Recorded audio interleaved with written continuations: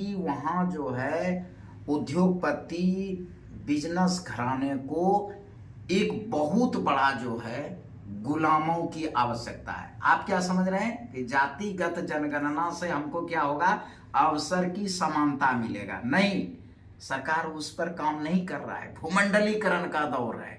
लाभ और हानि के आधार पर हम आपको कितना लाभ दे सकते हैं, आप हमको कितना लाभ दे सकते हैं।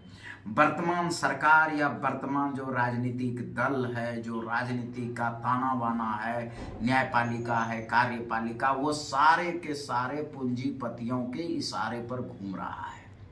तो पूंजीपति उसको क्या करता है, लाभान्वित करता है।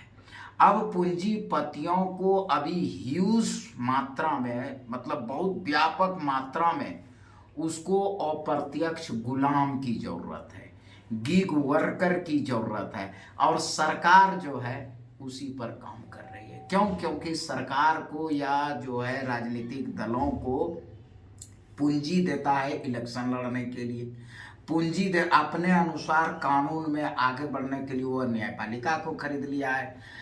विधायिका जो है वैसे लोगों को जो है कार्यपालिका में धीरे धीरे शामिल कर रहा है जो पॉलिसियां जो है उद्योगपतियों और पूंजीपतियों के हित में बनाता है। तो अब होगा क्या जातिगत जनगणना से? जातिगत जनगणना, ये YouTube का वीडियो भी रहेगा, हम भी रहेंगे, आप भी रहेंगे। उस समय इसका जो है तहकीकात कर लीजिए। हिंदू राष्ट्र बनाएगा? बिल्कुल नहीं। हिंदू को बढ़ाया जाएगा? बिल्कुल नहीं। हाँ, ईवीएम हैक करने का आप लोग आरोप लगाते हैं कि ईवीएम हैक करके सरकार बनाता है, तो उसी तरह डाटा बढ़ा करके सामान्य वर्गों की जनसंख्या ज्यादा बताएगा। ये भी नहीं होगा। क्या होगा? जातिगत जनगणना के जस्ट बाद आपको बेवकूफ बनाने के लिए, चूंकि आप तो पैदाइशी बेवकूफ हैं, SC ST OBC तो पैदाइशी बेवकूफ है, वो उसको आरक्षण और इस सब चीजों के अलावा कुछ दिखाई नहीं पड़ता है।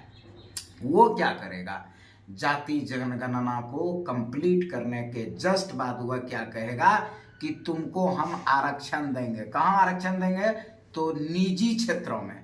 जो तुम्हारा दलाल, जो आरक्षण वाला दलाल है, जो रिजर्व सीट से जाकर के, वो दलाल क्या बोलता है वहां कि सरकारी क्षेत्रों में आरक्षण हमको मिला था, प्राइवेट क्षेत्रों में आरक्षण नहीं मिला है। जस्ट क्या करेगा कि जातिगत जनगणना होने के बाद वह क्या करेगा कि प्राइवेट सेक्टर में रिजर्वेशन देगा। क्यों? क्योंकि उद्योगपतियों और पूंजीपतियों को अभी व्यापक मात्रा में जो है गीग वर्कर्स और इनडायरेक्ट स्लैब की जरूरत है। मतलब गुलामों की जरूरत है, मजदूरों का जरूरत है। आपका स्कूल, सरकारी स्कूल क्या कर रहा है कि वहां जो है गीग वर्कर और इनडायरेक्ट स्लैब पैदा कर रहा है, मतलब अप्रत्यक्ष गुलाम पैदा कर रहा है। और वह क्या कर रहा है, गीग वर्कर्स पैदा कर रहा है। ठीक है, तो आपको क्या करेगा कि प्राइवेट सेक्टरों में आरक्षण देगा। कहेगा जी अब आपका राजनीतिक खत्म, कहेगा जी आपकी जो है, बोल रहे थे कि जिसकी जितनी जनसंख्या बारी उतनी उसकी जो है भागीदारी। तो भाई अब तो सरकारी क्षेत्र है नहीं, प्राइवेट क्षेत्र है, तो आपको हम प्राइवेट क्षेत्रों में भी आरक्षण दे दिए। अब वहां आप जो है माना 3rd ग्रेड और 4th ग्रेड में जो है नौकरी कीजिए।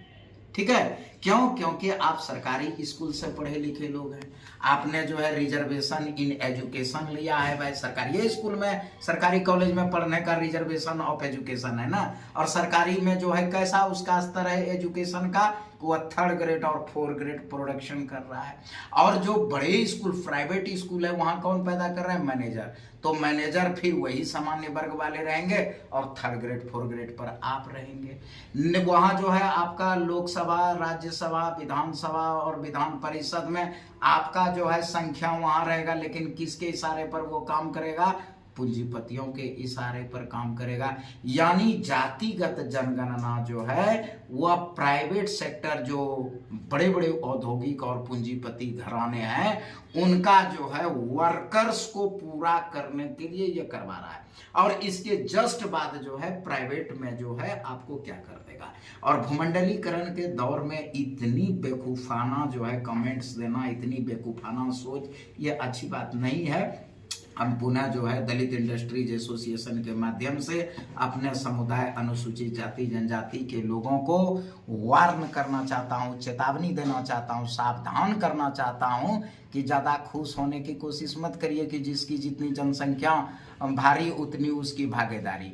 ये कब था? 90 के पहले। अगर 90 के पहले जातिगत जनगणना हो जाती, नई आर्थिक नीति आने से पूर्व हो जाती, तब यह लाभ होता।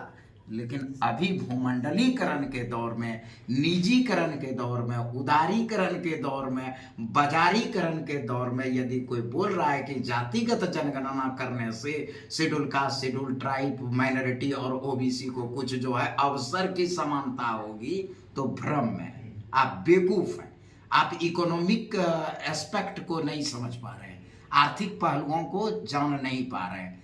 आपकी एजुकेशन, आपका लेवल ऑफ थाउट यानी सोचने की शक्ति जो है अत्यंत जो है निम्न स्तरीय है, इसलिए आप खुश हो रहे हैं। अभी होड़ मच गया है कि देखो, कोई कह रहा है कि हम जातिगत जनगणना करवा दिए, कोई कह रहा है हम करवा दिए, कोई कह रहा है हम करवा दिए। सब अम्बेडकर बनने की होड़ में लग गया, सब कर्पूरी बनने की होड़ में लग गया। अरे बेवकूफ, उसका रिजल्ट क्या होगा उस चीजों पर विचार नहीं कर रहे हो। बस तुम्हारे लिए एकमात्र उपाय है कि चाबी, और चाबी किसके पास है? जो उद्योग वाणिज्य व्यापार कर रहा है, चाबी को लेना है और इस सब चीज़ों से नहीं करना। आज इतना ही, अगले रविवार को निर्धारित समय पर हम पुनः मिलेंगे।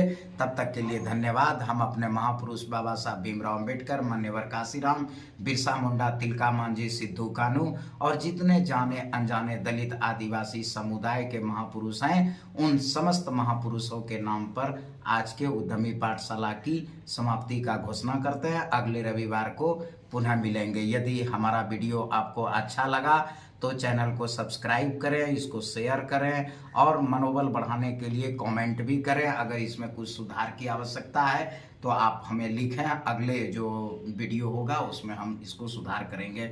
जय भीम।